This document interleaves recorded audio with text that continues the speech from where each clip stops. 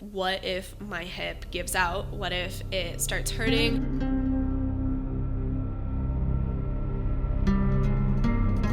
I was starting to fall to pieces.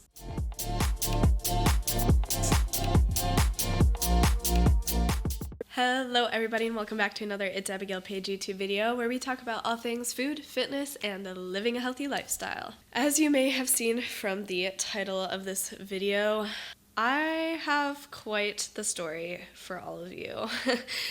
It has been quite a week. I am not going to lie, but that is why we are going to sit down and we are going to talk about this thing today. And I put makeup on so that way I can't cry it off because yeah, it's definitely going to be a little bit of an emotional roller coaster. As you may have seen in one of my last vlogs, I believe it was my Living Alone Part 2, I briefly mentioned that I was training for my second ever marathon, and if you followed me over on Instagram, then you know that this was a very tight training block. It was only 8 weeks, it was very short, and well, it's hard to believe. Race day has already come and passed just like that in the blink of an eye, and it was an actual nightmare. It was 26 miles of a nightmare. That's the best way I could describe the feelings that were going on race day. And I kind of wanted to make this more like a sit down talk story video because I want to give you my honest, raw, uncut, unfiltered look at what this marathon looked like for me. There is no glamour, glitz behind it. It was, you know, an experience, and I learned a lot, and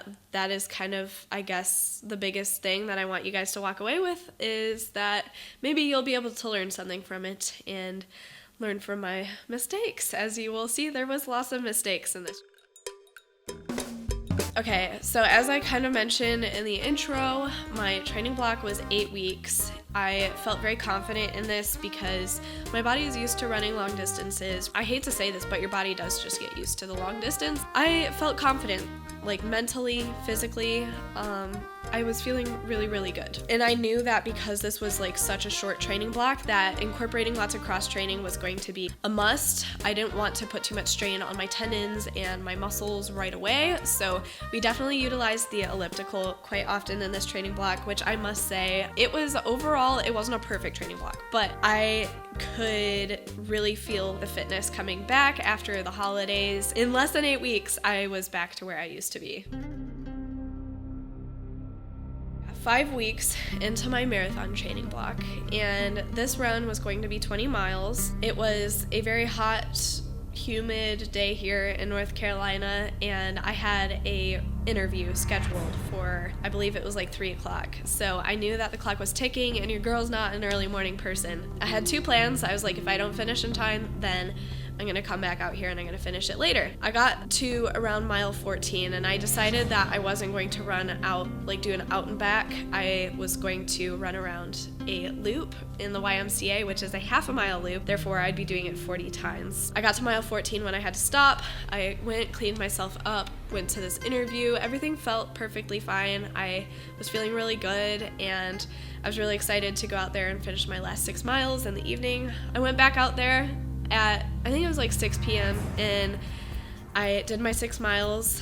Everything just felt amazing. Like my whole body just, I could really, really feel the potential, and I maintained like a 7:20, 7:30 pace throughout. I remember walking home and feeling really good. I was like, oh my gosh, this race has potential and I could potentially qualify for the Boston Marathon. The hard part of training was over, and now all I had to do was taper and make sure that I was ready for the race, which was in less than 3 weeks. When I woke up the next morning, which would have been Thursday, the day after my long run, I felt a sharp shooting pain in my sciatic / left glute area, and I remember thinking, oh, like that's really odd. It didn't hurt last night. I didn't even get out of bed at this point. Like I was still in bed, but every single movement when I went to twist or turn or do anything too crazy, it hurt. And so I was like, okay, like I'm gonna try to get out of bed and stand up, and like maybe it's just asleep, maybe it's just tired, I'm not really sure. So I went to stand and get out of my bed. Even standing was really very uncomfortable, if I'm being completely honest. Me being me, I don't know. I feel like I tend to block out pain. I have a very high pain tolerance, and while that may sound like a great thing, it's actually really not, because sometimes I truly don't feel pain to its full potential. And so I was kind of like hobbling around the apartment, and I was like, this is not good. Thank God it's rest day. I'm just gonna take it really easy. I ate breakfast and went on a nice walk in hopes that maybe it would like help stretch things out, but instead it was just 1 to 3 miles of just pure pain. Every single step was just shooting down my leg, and sometimes it would shoot so bad that it would make my entire left leg just go limp. Like, I could not physically get it to do the job it was supposed to be doing. So I did end up adjusting my taper schedule and utilized the elliptical a lot more. I put a complete halt on running. It was actually very sweet. A really good family friend of ours had seen that I was limping and surprised me with a massage, and I don't think they'll fully ever be able to understand how grateful I was for this, because I had never gotten a massage before, and I was just so hopeful that the massage would, I don't want to say make it disappear, because that would have been stupid, but I was very hopeful that it would at least help eliminate some of the pain. The marathon's in like 2 weeks. I really need this to go away. I am now on a ticking time bomb, and if this thing doesn't leave, then I could potentially really damage myself in this race. I knew deep down in my heart that I still wanted to give this race a try, even if I wasn't 100%. At least I could live knowing that I tried. After I did some reflecting on where I think I went wrong, because the pain wasn't instant, I really think that it was running 40 laps around the YMCA in the same direction. I never turned around. It never even crossed my mind like, oh, at mile 10 maybe you should turn around and go the other way, so that way both sides are taking an equal hit. And I just continued going in the same left circular direction, and I think that unfortunately it really tired out my left glute, my left sciatic, my left IT band, pretty much my entire left side. So here is a major tip for you guys. If you're ever running in a loop and you can avoid it, especially on a long run day, please be sure to change directions halfway through, so that way both sides are being equally tired out and you're not causing any imbalances.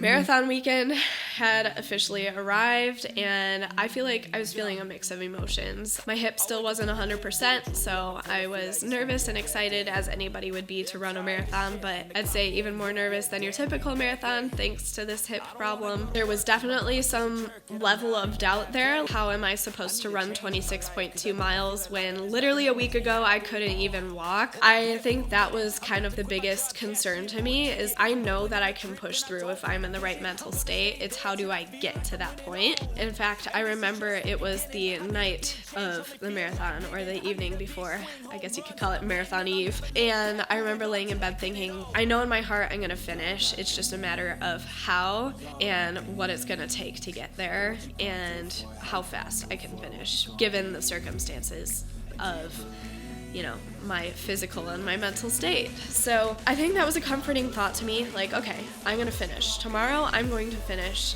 no matter what it takes. And I am gonna do my best to just remain in as positive of a mental state as possible, because that is really what is gonna push me through. I don't think anybody can quite really describe the emotions that go through you on the day of any big race. I don't care if it's a 5K, 10K, half, full, ultra marathon. Race day morning is just a different vibe. You are excited and nervous and just so full of energy and adrenaline. It's really an incredible feeling. I would like to think that maybe your wedding day morning would feel kind of the same way. But yeah, I felt like all the normal emotions on the morning of the race, and that was very exciting to me, because I was like, okay, it's not like I'm doubting myself right out of the bat. I am fully aware that it is going to be a pretty tough day, but I'm ready. I'm ready for this thing. When I compare this to my first marathon, which was on Grand Island in Munising, Michigan, this one was definitely more populated. There was a lot more runners, a lot more serious runners, and just the race day vibe was so positive and energetic, and it was just so cool to see everybody so excited to do what we love most. We waited for about an hour and a half. I did a nice long warm-up, made sure to just take all the necessary precautions. We taped up my left glute and my hip and my back, and we put on some CBD cream, which was also very helpful. When the time came to line up, it was almost as if I was in a trance. I was in a dream, you know? You don't get very many opportunities to do these kind of cool things. It's not an everyday thing, and I really wanted to just be grateful for the fact that I was standing there with all these amazing runners. And at approximately 7 a.m. on this hot, humid North Carolina morning, we set off. Mile 1, I felt really good, really positive. It was just so therapeutic to hear all of the thousands of footfalls around me, and the sun was starting to come up, and it was just so beautiful. It was the only moment in the race that I truly think that I felt at my best. If that gives you like a little hint at about where I was at mentally the rest of the race. Don't worry, we're gonna go there. But mile 1 was just so exciting and so relieving to be out there doing what I love to do. And no matter what happened that day, I know that I can always look back at mile 1 and smile thinking about just how excited and positive everybody was around me. We reached mile 2, and it was this lingering thought in the back of my mind. What if my hip gives out? What if it starts hurting? What if it starts bothering me so much that I can't finish physically? I feel like I kept shoving it down on mile 1 and just like rolling with the vibes around me. But by mile 2, it was almost as if that one thought had like taken over my entire being. It had taken over both my mental and my physical state, and all I could think about was not being able to cross that finish line. I battled with this back and forth for 2 miles, and then by mile 4, I couldn't keep my heart rate down, my breathing was weird, and I was starting to fall to pieces. My super amazing crew that I had with me, my best friend Abby, and my boyfriend Chase, they were so supportive and so helpful. And I knew that like I wanted to be strong. I wanted to be strong for them, but by mile 4 there was just no hiding the fact that I was struggling and this was going to be a very tough race. And so I think that worried them, and I didn't really want that. Like I didn't want to worry them, but at the same time, like there's no point in hiding it. There was no point in hiding that I was fighting a very, very dark place in my mind. And so we just were really focused on trying to get my heart rate down and get me to a better mental state, because I knew that I was not going to be able to finish the race in the current state that I was in. By mile 6 and a half, like 7, I had like a full-blown asthma attack. That is something that really only happens to me when it is very hot and there's a lot of pollen in the air and the allergies are bad, hence the plugged nose for this video. I do apologize if I sound a little weird. That was scary. I did not like the fact that I had to literally just full-blown come to a stop and get my breathing under control,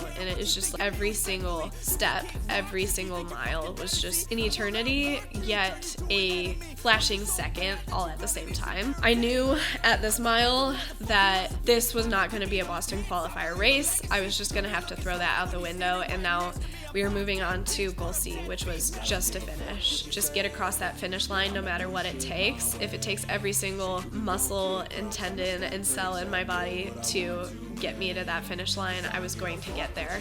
I remember thinking, when you get to mile 13.1, aka half marathon, like maybe you just call it quits there. Maybe you just call it a day. And all I really wanted to do the entire race was just lay down and cry. It was awful. I don't even know how else to describe it. It was like I was in such a dark space and I just did not feel good mentally or physically. And that was very defeating. I knew that if it had been a good day, I could have given more, I could have pushed more, and my mind kept playing that what if game. Like, what if things weren't this way? What if you were okay? That was very hard. That was very hard to know that I was giving it my all, and that's not even my max. When I got to 13.1 miles, aka half marathon, I was like, you've already made it halfway through, why would you stop now? You're already trashed. Your body is sore beyond what is even being comprehended by you at the moment. I thought to myself, it can't get worse than this, so we might as well just keep pushing through it. I came to this race to finish, and there was not anything that was going to stand in my way of that. Even if it meant that I was having the worst day on the face of the planet, I was going to do everything I could to get to the end of this race. By mile 20, I was exhausted and my body kept cramping on me. I think it was kind of a mental block, honestly. I think that my body was cramping on me to help keep me safe, because it knew that if I ran too fast, then I was going to injure myself and I was going to get seriously hurt. I just remember feeling like so frustrated that I had to stop every half mile to 1 mile, and it was just so defeating. But the running community around me was just so supportive, and this is where I would really like to take a minute to acknowledge that you are never gonna meet a group of people more passionate than you will with runners. Runners are seriously such a strong, caring, encouraging community, and I'm so grateful that I got to run with so many amazing people out there that day. It's just the little things, you know? The guy helping me on mile 16 when I had a really, really bad cramp. He actually had stopped and was like, "Are you okay? Like, do you need any help?" And I was just like, "No, it's just my body cramping really bad." And he's like, "Do you want a salt tablet?" And I was like, "Actually, yes, please, that would be amazing." And so he stopped and he gave me a salt tablet and one of his energy chews, and it's just such an uplifting, beautiful thing to see all these people doing what they love together and knowing that it's hard and it's going to be hard mentally and physically, but they're all going to be there to carry each other to the finish line. I am so incredibly grateful for the little running community that I have started to build and that I am building. I think that it is so inspiring and motivating to see all of you guys out there crushing your goals, and I want you to know that while I love inspiring and motivating you guys need to know that you're doing that in return for me just as much, and it's not a one-way street. You guys are incredible people, and don't for a second think that I don't appreciate the fact that you guys are out there, you know, being my little spark, my little flame that keeps me going even when it gets tough. It was finally by, I would say, mile 20, 21 that I was like, you got this. There's only 6 more miles. You can do anything for 6 more miles. You've quit 1,000 times in your head already, so you might as well just see it through to the end. I really pushed those last 6 miles. I did everything that I could, and even though I still had to stop a lot due to like cramping and my body was just physically very hurt at this point, I still gave it every single ounce of energy I had and poured my heart and my soul into those last 6 miles. And even like when it started pouring rain, sideways rain at mile 25, I knew there was nothing that was going to stand in the way between me and that finish line at that point, and I was going to make it. I just kept telling myself that once you get to that finish line, that's when you can let it all go. That's when you can cry and mourn and just be upset, but for these last 6 miles, you have to hold it together. You have to do your best to hold yourself in one piece. Those last 0.2 miles, I just went for it. Gave it everything I had, which was only still like a 6-minute, 50-second pace, but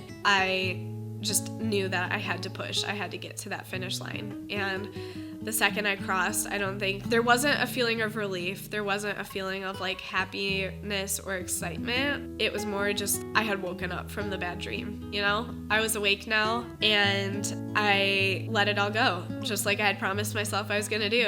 And I just cried and cried and cried and let myself really feel everything that I had been kind of masking the entire day. I know that all my athletes out there can relate to this, but when you know that you can do better on a good day, it is very hard to accept that you did your best on a bad day and that best was still not your peak performance. And it was very hard to not get disgusted at my performance and like beat myself up for having had such a rough day. But I knew that I had given it my all, and I really truly did have to battle every single negative emotion and thought that I'd ever had in that one singular day, in those 4 singular hours of my race. And I think that just really being kind to myself and realizing that just finishing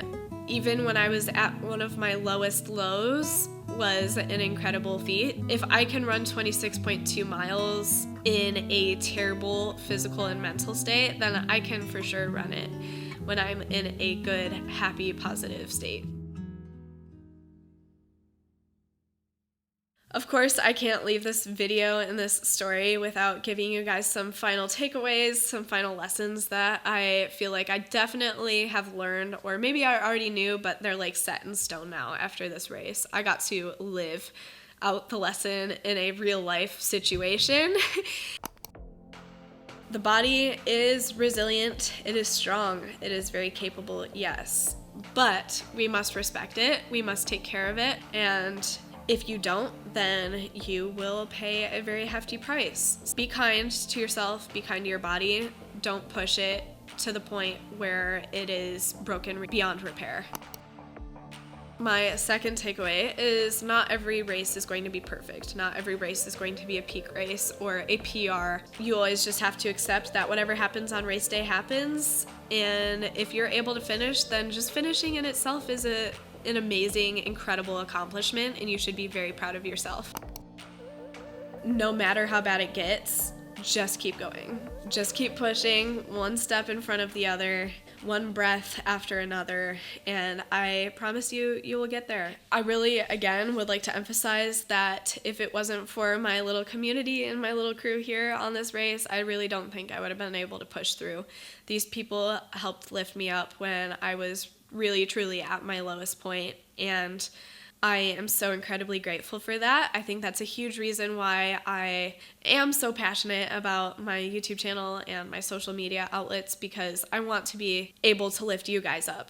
And I know that's very hard to do when I'm in a negative state of mind, because I don't ever want to be that person looking for pity or attention. Like, that's not my purpose, and that is not the point of this channel. The point of this channel is to show you guys that you can do great things, you can accomplish great things. I think that's why it just took me so long to sit down with the camera and film this little story, because I really had to sit in my emotions for a bit and figure out how to work through it before I brought it onto the camera and was able to give you guys some solid pieces of advice without coming across as a completely pessimistic, negative person. So yes, I would like to thank you all for coming along for this journey and all of my crazy adventures and goals. And there's just so many great things to come down the road. I really do truly feel that this is the start of many, many more marathons to come. You never know where life is going to lead you, and that's kind of the exciting part, you know? You never know what door's going to open after another one closes. And